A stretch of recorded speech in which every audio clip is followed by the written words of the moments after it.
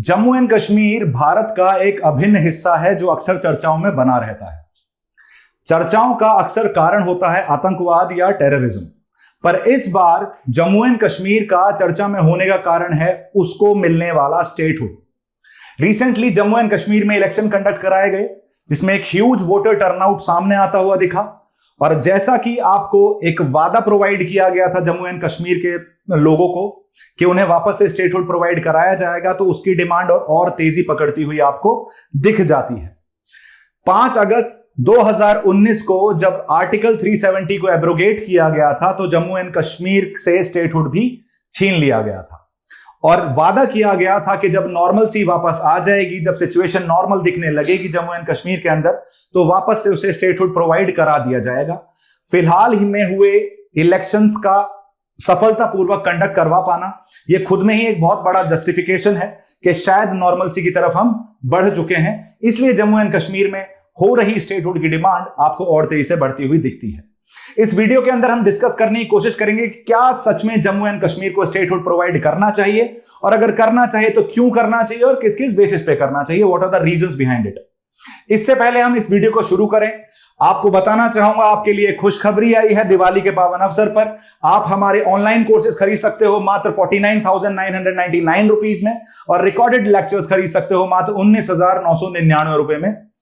Just आपको code use करना है, that is the code Diwali, जिससे आप अपनी प्रिपरेशन के साथ, अपने सपने के साथ हमें भी जोड़ सकें, और इस डेमोक्रेटाइजेशन ऑफ एजुकेशन में जो हमारा एक एफर्ट है उसका आप हिस्सा बन चुके, अपने घर के कंफर्टेबल माहौल में बैठ के अपने सिविल सर्विसेज के सपने को भी पूरा कर सके और हमें भी उसका हिस्सा बना सके। चलिए आगे बढ़ते हैं। सबसे पहले यह समझने की कोशिश करते हैं कि जो स्टेटहुड की डिमांड चल रही है कंटिन्यूसली, उसको और तेजी पकड़ी गई है जैसे ही आपको रिसेंट असेंबली इलेक्शंस कंप्लीट होते हुए दिखे हैं वहां, और जब नेशनल कॉन्फ्रेंस आपको वहां इलेक्शन जीतती हुई दिखती है, सेकंड लार्जेस्ट पार्टी आपको बीजेपी बनती हुई दिखती है। नेशनल कॉन्फ्रेंस स्टेटहुड के सपोर्ट में है, वहां के लोग स्टेटहुड के सपोर्ट में देखने को मिलते हैं, लेकिन कुछ सिक्योरिटी और सोशल कंसर्न्स ऐसे हैं जिसकी वजह से इन स्टेटहुड को प्रोवाइड करना back to Jammu and Kashmir काफी ज्यादा कॉम्प्लिकेटेड और कॉम्प्लेक्स प्रोसेस दिख रहा है। आगे बढ़ते हैं। फिलहाल के लिए आपको पता है जम्मू एंड कश्मीर के पास यूटी स्टेटस है, सेंट्रली एडमिनिस्ट्रेड किया जाता है उसे आज की डेट में, स्पेसिफिकली आफ्टर 2019। अगर रिसेंट असेंबली इलेक्शंस के बारे में देखा जाए तो आपको देखने को मिल रहा है कि जो वोटर पार्टिसिपेशन था वो अब तक हिस्ट्री में वन ऑफ द हाईएस्ट देखने को मिला है। ये जो मैप आपको शोकेस कर रहा है कि इस टाइम पे 2024 के इलेक्शंस में जितना ज्यादा डार्कर ब्लू आपको दिख रहा है उतना ज्यादा वोटर टर्नआउट है, और आपको 2024 में regions like Kishtwar, regions like Inderwal, regions like Doda, यहां आपको 70%, 80% से भी ज्यादा वोटर टर्नआउट देखने को मिल रहा है, जो ये शोकेस करता है कि लोग गवर्नेंस में पार्टिसिपेट करने के लिए तैयार हैं। वो जो 2019 से पहले वाला जम्मू एंड कश्मीर था उससे वो ओवरकम कर चुके हैं और आगे बढ़ने के लिए तैयार हैं। प्रॉब्लम क्या है? पॉलिटिकल रिप्रेजेंटेशन मिल चुकी है। आपने बताया कि इससे हमें पता चल चुका है कि वोटर टर्नआउट जो है वो काफी ज्यादा है, वोटर पार्टिसिपेशन ज्यादा है, जिससे पॉलिटिकल रिप्रेजेंटेशन में वो भरोसा कर रहे हैं। ये एक सामने चीज आती है, एक सामने एस्पेक्ट आता हुआ दिखा है इस इलेक्शन के बाद। लेकिन कुछ सिक्योरिटी कंसर्न्स हैं। इन सिक्योरिटी कंसर्न के बावजूद जो रेजिडेंट्स हैं वो कंटिन्यूसली गवर्नेंस में अपना इन्वेस्टमेंट शोकेस कर रहे हैं, गवर्नेंस में अपना पार्टिसिपेशन शोकेस कर रहे हैं, जो बहुत इंपॉर्टेंट स्टेप है ये शोकेस करने के लिए कि जम्मू एंड कश्मीर स्टेटहुड के लिए तैयार है। लोग वहां पार्टिसिपेट कर रहे हैं, नॉर्मलसी वहां वापस आ चुकी है, इसलिए स्टेटहुड की डिमांड भी तेजी से बढ़ती हुई दिख रही है।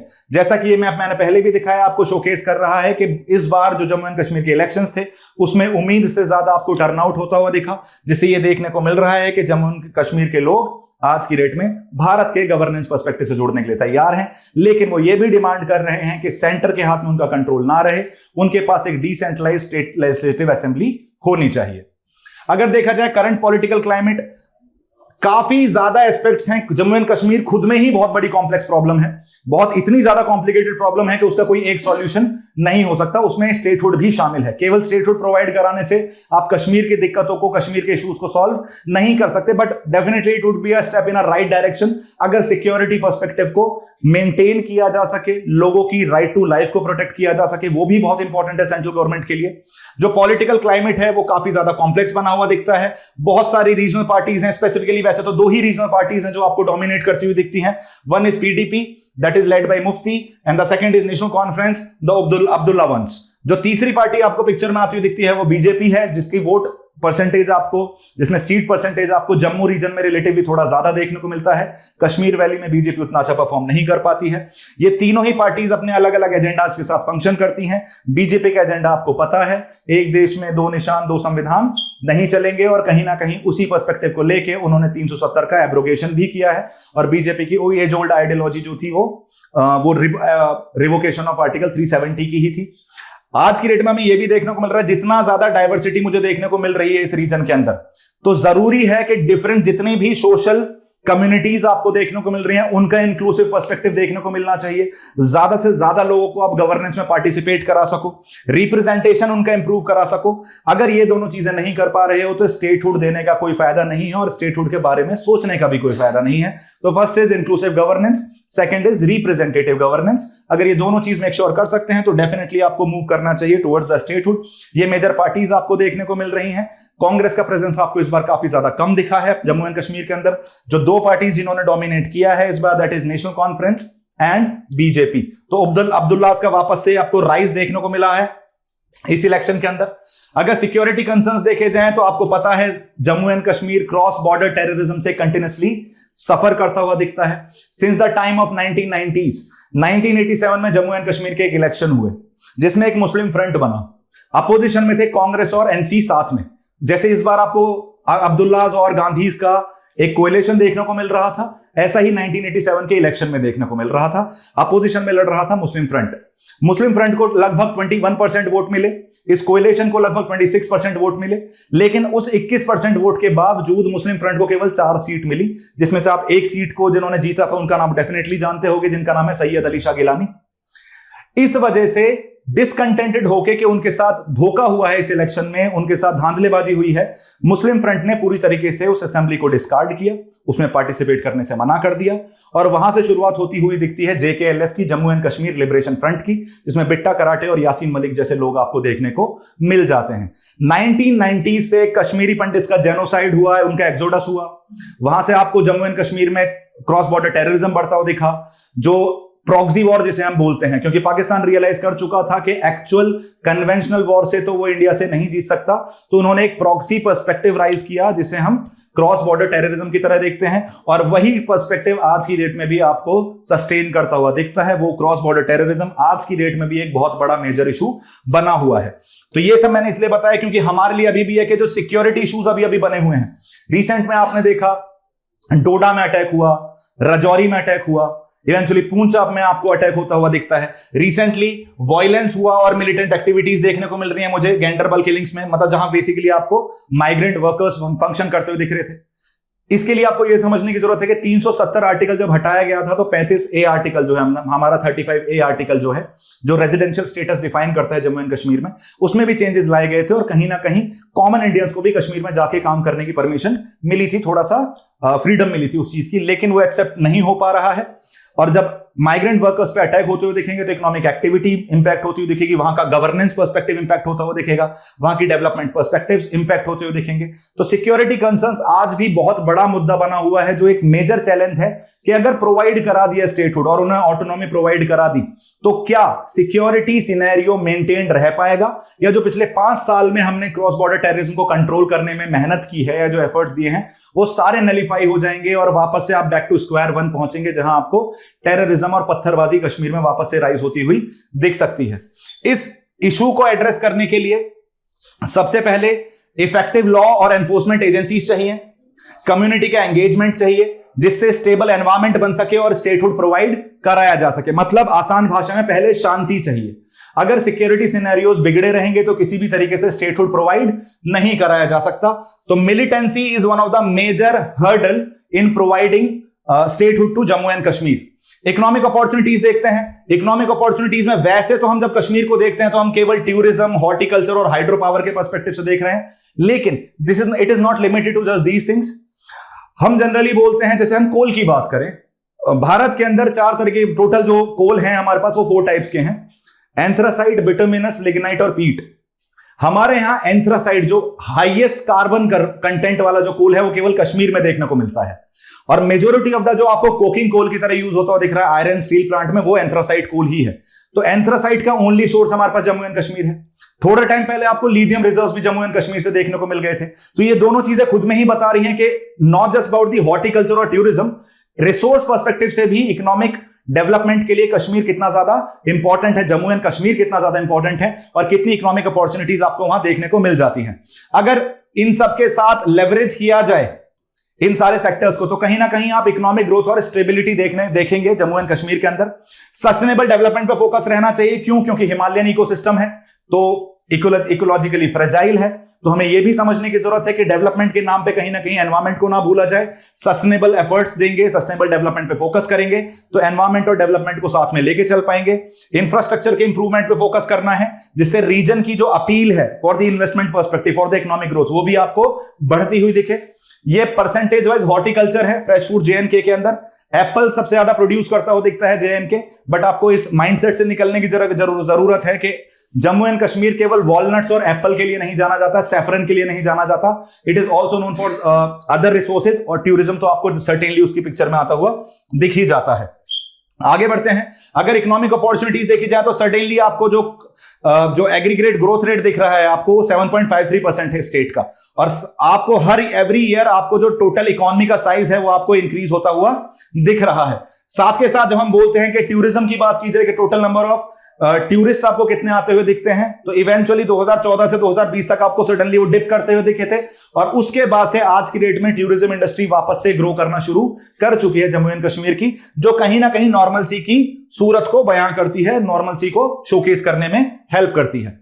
सोशल डायनामिक्स देखे जाएं तो यहां मल्टीपल कम्युनिटीज रहती हैं, मल्टीपल बिलीफ्स एग्जिस्ट करते हैं, को एग्जिस्ट करते हैं। इन सब के बीच में फ्रेटर्निटी मेंटेन करना, ब्रदरहुड मेंटेन करना बहुत जरूरी है, और वो केवल इंक्लूसिव गवर्नमेंट और कम्युनिटी डेवलपमेंट से हो सकता है। आप पर्टिकुलर कम्युनिटी के इंटरेस्ट को भी ध्यान में रखोगे जब इंक्लूसिव मॉडल अपनाने की कोशिश करोगे, तो शायद पीस मेंटेन करना रिलेटिवली थोड़ा ज्यादा आसान हो जाएगा। रीजन में डाइवर्स डेमोग्राफिक्स हैं, सोशल फैब्रिक प्रेजेंट है, जो दोनों challenges as well as opportunities create करते हैं। मतलब ऑफ कोर्स चैलेंजेस ज्यादा हैं, क्योंकि आपको जो सिक्योरिटी सिचुएशन है, जो इंक्लूसिविटी है in the community of Jammu and Kashmir, उसमें बहुत ज्यादा फ्रेटर्निटी देखने को नहीं मिल रही है। आपको कश्मीरी पंडित्स का genocide, eventually Jammu and Kashmir में जो आपको कंटिन्यूस अटैक होते हुए दिखते हैं बाय द इस्लामिक टेररिस्ट, तो आपको समझ में आता है कि it's not roses around, it's not रोजी अराउंड, आपको कहीं ना कहीं आपको कांटे भी झेलने हैं, और जब तक कांटे हैं तो स्टेटहुड प्रोवाइड करना थोड़ा सा डिफिकल्ट है। इंक्लूसिविटी को प्रमोट करना है। हिस्टोरिकल ग्रीवांसेस जो हैं, जैसे फॉर एग्जांपल मैंने मुस्लिम्स का हिस्टोरिकल ग्रीवांसेस बनाया, कश्मीरी पंडित का जो हिस्टोरिकल ग्रीवांस है उसको भी आपको कहीं ना कहीं पिक्चर में लेना है, जिससे यूनिटी को प्रमोट किया जा सके, इंटीग्रिटी को प्रमोट किया जा सके। इक्विटेबल डेवलपमेंट प्रोवाइड करने की जरूरत है। ऐसा नहीं होना चाहिए कि एक कम्युनिटी डेवलप कर रही है और दूसरी कम्युनिटी तक डेवलपमेंट नहीं पहुंच पा रहा। अगर ऐसा होगा तो आपको एप्रीहेंशंस और जो प्रॉब्लम्स हैं वो बढ़ती हुई दिखेंगी। तो कोशिश करनी चाहिए कि इक्विटेबल डेवलपमेंट की तरफ मूव करें, और स्टेटहुड अगर पॉपुलर है, लोगों को स्टेटहुड चाहिए, तो बाकी सारी कम्युनिटीज को इन्वॉल्व करना चाहिए उस प्रोसेस के अंदर। इवेंचुअली देन आप स्टेटहुड की तरफ मूव कर सकते हो। अगर पॉपुलेशन बाय रीजन देखा जाए, रिलीजन देखा जाए, जम्मू एंड कश्मीर में कौन सा रिलीजन कितना है, तो देखने को मिलता है 68.31% आपको मुस्लिम कम्युनिटी देखने को मिल जा रही है, और 28.44% लगभग आपको हिंदू कम्युनिटी देखने को मिल जा रही है। बाकी बचा हुआ 3-4% जो है बाकी कम्युनिटीज में डिफाइंड है, जिसमें आपको सिखिज्म देखने को मिल जा रहा है, क्रिश्चियनिटी भी मिल जा रही है 0.28%, जैनिज्म है, सिख आपको देखने को मिल जा रहा है, बाकी बुद्धिज्म आपको देखने को मिल जाता है in Jammu and Kashmir, in Ladakh region जो पहले था। अभी भी कुछ जम्मू एंड कश्मीर के लगे हुए रीजन में लद्दाखीज आपको रहते हुए दिख जाते हैं। अब रीजन वाइज देखा जाए तो नॉर्थ वेस्टर्न जो इंडो आर्यन रीजन है, उसमें कौन कौन सी कम्युनिटी देखने को मिल रही है हमें? पहाड़ी मुस्लिम, पहाड़ी हिंदू, जो जनरली वैष्णविज्म को फॉलो करते हुए दिखते हैं। अगर डोगरा पहाड़ी की तरफ देखा जाएगा तो डोगरा हिंदू हैं, सराजी हिंदू हैं, ये भी वैष्णवाइट्स हैं, पहाड़ी हिंदू हैं, ये भी वैष्णवाइट्स हैं, और डोगरा मुस्लिम्स हैं जो आपको सुन्नी मुस्लिम सेक्ट को फॉलो करते हुए दिख जाते हैं। अगर आप इस साइड देखते हैं तो आपको ईरानिक वाकी मुस्लिम देखने को मिल जा रहे हैं, जो इस्माइली मुस्लिम्स की तरह देखा जाता है जिन्हें। एक और मुस्लिम बुरुशो मुस्लिम आपको देखने को मिल जा रहे हैं, सेम कम्युनिटी इस्माइली मुस्लिम से कनेक्ट करते हैं ये। आपको साउथ में देखेंगे तो और मुस्लिम कम्युनिटी में मल्टीपल सेक्ट्स और भी देखने को मिल रहे हैं, जैसे खो मुस्लिम्स आपको देखने को मिल जा रहे हैं, कश्मीरी मुस्लिम्स जो सुन्नी भी हैं और जो शिया भी हैं, कश्मीरी हिंदूज हैं जो शैवाइट्स धर्म को फॉलो करते थे, शैवाइट सेक्ट को फॉलो करते हुए दिख जाते हैं, शिव भक्त हैं वो सब लोग। तो साथ के साथ तिब्बत में आपको बाल्टी मुस्लिम देखने को मिल जा रहे हैं, तिब्बतन जो डेसेंट आपको जम्मू एंड कश्मीर में देखने को मिल जा रहा है, Balti Muslim from Noorbakhshia and from Shia sect दोनों से, एंड लद्दाखी बुद्धिस्ट जो वज्रयाना बुद्धिज्म को फॉलो करते हुए दिखते हैं। तो इससे आपको रफ आइडिया ये है कि ये सब याद रखने की जरूरत नहीं है, बट एटलीस्ट इससे आप ये समझ पाओगे कि कितनी सारी कम्युनिटीज एक साथ एग्जिस्ट कर रही हैं जम्मू एंड कश्मीर के अंदर, और सबके इंटरेस्टिंग डिफरेंट, सबके जो इंटरेस्ट हैं वो डिफरेंट भी हैं, साथ के साथ कन्फ्लिक्टिंग भी हैं। तो सबका इंक्लूसिव डेवलपमेंट करना बहुत ही ज्यादा इंपॉर्टेंट और नेसेसरी हो जाता है। पब्लिक सेंटीमेंट की अगर बात की जाए तो सबसे जरूरी यह है कि भाई वी आर अ डेमोक्रेसी, जनता पे चलना है, we the people of India. तो जब उनकी बात सुनी जाएगी तो पब्लिक सेंटीमेंट एक मेजर रोल प्ले करने वाला है जब भी स्टेटहुड के लिए पुश करने की बात की जाएगी। रिसेंटली सर्वे कराए गए जिसमें यह बोला गया कि रेजिडेंट्स जो हैं वो थोड़े से कंफ्यूज भी दिखेंगे, पता नहीं स्टेटहुड आएगा नहीं आएगा, लेकिन उनका सपोर्ट प्योरली स्टेटहुड की तरफ है। वो चाहते हैं कि जम्मू एंड कश्मीर को एक सेपरेट स्टेट बनाया जाए। लोगों से डायलॉग में उनको इन्वॉल्व करना चाहिए, उनकी कंसर्न्स जो है उन्हें एड्रेस करने की जरूरत है, जिससे स्टेटहुड के केस को और ज्यादा स्ट्रॉन्ग किया जा सके। जो लोग अभी नहीं है सपोर्ट में, जिनके मन में कोई चिंता है, तो उन चिंताओं को दूर किया जाए, उनकी कंसर्न्स को दूर किया जाए। अगर पब्लिक सर्वे की बात की जाए तो रिसेंटली एक सर्वे बनाया गया था, वोटर्स के हिसाब से देखा गया कितने वोटर्स जम्मू एंड कश्मीर के अंदर स्टेटहुड वापस चाहते हैं। तो शॉकिंग परसेंटेज 81% जनता चाहती है कि जम्मू एंड कश्मीर में वापस स्टेटहुड आ जाना चाहिए, जबकि मात्र 11% चाहते हैं कि उसे यूनियन टेरिटरी की तरह कंटिन्यू रहना चाहिए, और 8% कंफ्यूज है, उन्हें नहीं पता कि भाई जो भी चल रहा है ठीक चल रहा है, UT statehood one and the same thing. तो हमें क्या देखने को मिल रहा है, 80% से ज्यादा लोग चाहते हैं कि स्टेटहुड आ जाए। दूसरी चीज आपको देखने को मिल जा रहा है कि कितने लोग ऐसे हैं जो रिवोकेशन, जो चाहते हैं कि 370 को वापस से रीइंपोज कर देना चाहिए। तो जम्मू एंड कश्मीर में लगभग 64% ऐसी जनता है जो चाहती है कि 370 आर्टिकल को वापस से रीइंपोज कर देना चाहिए। वो जो हटाया गया है, रिवोकेशन हुआ है, उसे नलीफाई करके वापस 370 इंपोज करो। 23% बोलते हैं कि यार ऐसा नहीं होना चाहिए। अगर रीजंस की देखी जाए, कौन जो लोग सपोर्ट कर रहे हैं बेसिकली रीइंपोजिशन ऑफ आर्टिकल 370, तो क्यों कर रहे हैं? कुछ को लगता है कि जम्मू एंड कश्मीर के डेवलपमेंट में हेल्प करेगा, लगभग 29% लोग ये फील करते हैं। उनकी कल्चरल आइडेंटिटी को बेटर प्रोटेक्ट किया जा सकेगा, लगभग 28% ये फील करते हैं। और जनरली 40% लोगों का रीजन ये है कि जो जमीन होल्ड करते हैं उसकी सिक्योरिटी ज्यादा बेटर हो सकती है अगर जम्मू एंड कश्मीर में 370 आर्टिकल बना रहता है तो। राइट, तो इससे यह भी देखने को मिल रहा है कि लोग स्टेटहुड को भी सपोर्ट कर रहे हैं और रीइंपोजिशन ऑफ 370 को भी सपोर्ट कर रहे हैं। बट ऑफ कोर्स 370 का reimposition is not even the question of debate. 370 गया तो गया, 370 is a thing of past. अब उसे वापस रीइंपोज नहीं किया जा सकता, बड़ी मुश्किल से तो हटा है वो। अब उसे वापस से आप रीइंपोज करने की कोशिश करोगे तो जो गवर्नमेंट के जितने भी एफर्ट थे टू नॉर्मलाइज द सिचुएशन, वो वापस से सारे खराब होते हुए दिखेंगे। गवर्नेंस इश्यूज क्या है? ब्यूरोक्रेटिक इनएफिशिएंसीज, आपको ब्यूरोक्रेसी में काफी ज्यादा रेटिपिज्म देखने को मिल जा रहा है, करप्शन देखने को मिल जा रहा है, जिसकी वजह से इफेक्टिव एडमिनिस्ट्रेशन नहीं हो पाता और उसका खामियाजा भुगतना पड़ता है वहां की लोकल पॉपुलेशन को।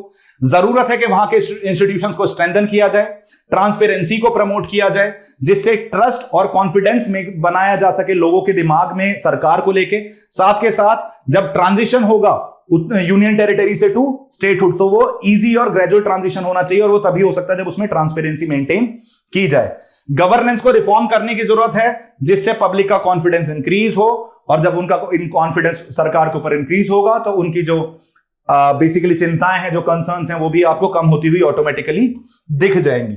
इसके लिए कुछ सरकार ने स्टेप भी लिए हैं। क्या क्या स्टेप लिए जाने चाहिए इस चीज को लेके? सेंटर ने ट्राई किया है कि एक रॉबस्ट एडमिनिस्ट्रेटिव मैकेनिज्म बनाया जाए जिससे करप्शन को कम किया जा सके कश्मीर में।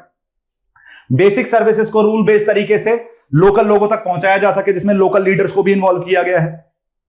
जो डिस्क्रिशनरी पावर थी पॉलिटिकल एग्जीक्यूटिव्स के पास, उनको खत्म कर दिया गया है। जो क्लास 4 कैटेगरी के लिए जो इंटरव्यूज लिए जा रहे थे, उन्हें भी खत्म कर दिया गया है। एक एंटी करप्शन ब्यूरो बनाया गया है जो करप्शन को काउंटर कर सके। साथ के साथ 6 नए पुलिस स्टेशन भी खोले गए हैं जो केवल करप्शन पर्सपेक्टिव के लिए काम करते हुए दिखेंगे। लोकल गवर्नमेंट को फंडिंग का जो फाइनेंशियल पर्सपेक्टिव है उसको इंप्रूव किया जा सके, जिससे डेवलपमेंट एस्पेक्ट बना रहे। एक्सपेंडिचर मैनेजमेंट के लिए आपने एक स्पेशल सिस्टम बनता हुआ देखा कश्मीर के अंदर, जिसे हम बोल रहे हैं budget estimation and management system, जिसे हम बीम्स बोलते हैं। और एक्सपेंडिचर एलोकेशन जो है वो ट्रांसफर कर दिया गया है from planning and development department से फाइनेंस डिपार्टमेंट को, जिससे स्ट्रीमलाइनिंग हो सके फाइनेंस की, स्ट्रीमलाइनिंग हो सके डेवलपमेंटल पर्सपेक्टिव की। आगे बढ़ते हैं।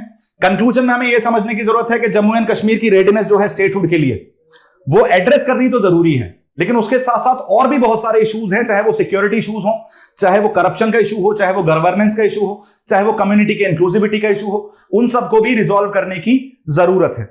जिस तरीके का सिक्योरिटी सिनेरियो हमें बनता हुआ दिखता है जम्मू एंड कश्मीर में, तो स्टेटहुड का इशू थोड़ा सा और ज्यादा कॉम्प्लेक्स हो चुका है। इलेक्शन के बाद आपको मल्टीपल अटैक्स होते हुए देखिए, specially on the infrastructure of Jammu and Kashmir, वो भी एक बहुत बड़ा इशू है।